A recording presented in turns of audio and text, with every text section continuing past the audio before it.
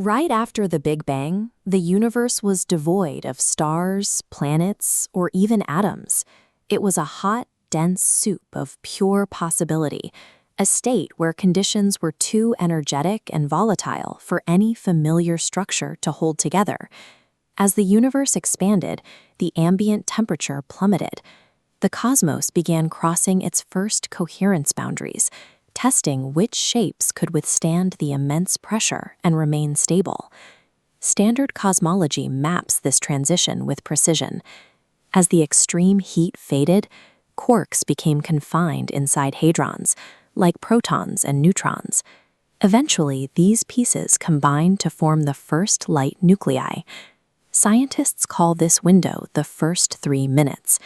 It's the shorthand for the era of Big Bang nucleosynthesis, the brief period when light elements first formed and survived. Expansion drove a massive physical transition. The cosmos moved from a state of boiling chaos into a cooling environment that could, for the first time, admit stable physical reality. General Emergence Mechanics, or GEM, interprets this cooling process as an admissibility filter. In the early moments, the intense thermal field was a source of constant disturbance, actively tearing patterns apart before they could stabilize. As cooling continued, the energetic cost of holding a specific configuration fell. The universe was effectively lowering the entry fee for persistence, allowing certain dense arrangements to finally take hold. We see this at the first gate. Before confinement, quarks and gluons existed only as a frantic roaming plasma, unable to pin each other down into a lasting shape. When the universe reached its first temperature threshold, that free possibility became bounded. Quarks snapped together, forming the first protons and neutrons.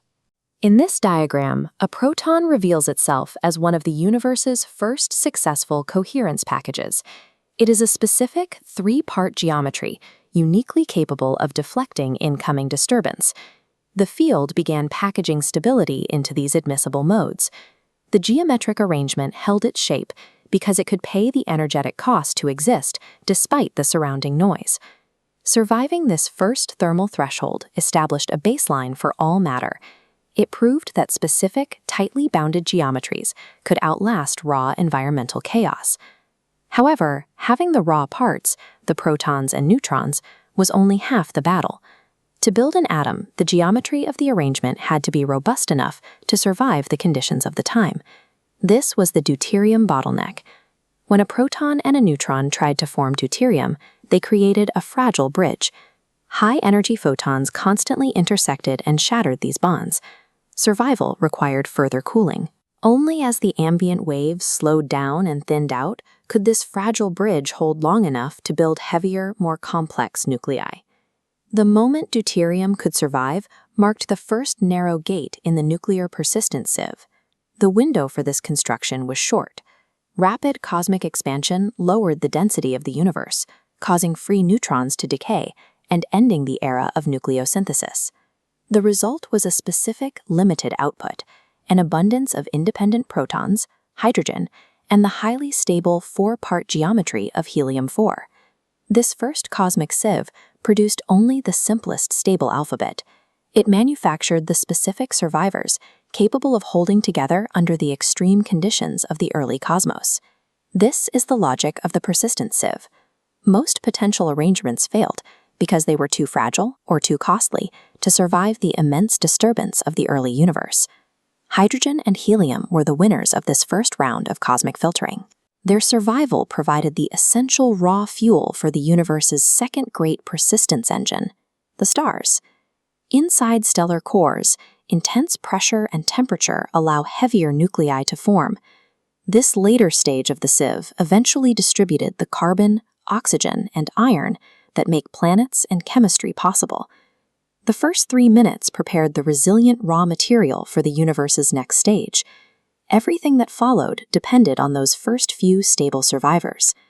This persistence logic is scale-free. In atoms, electrons occupy allowed geometries. In molecules, bonds form when shared wave patterns lower energetic costs. This mechanic applies across biological and social scales.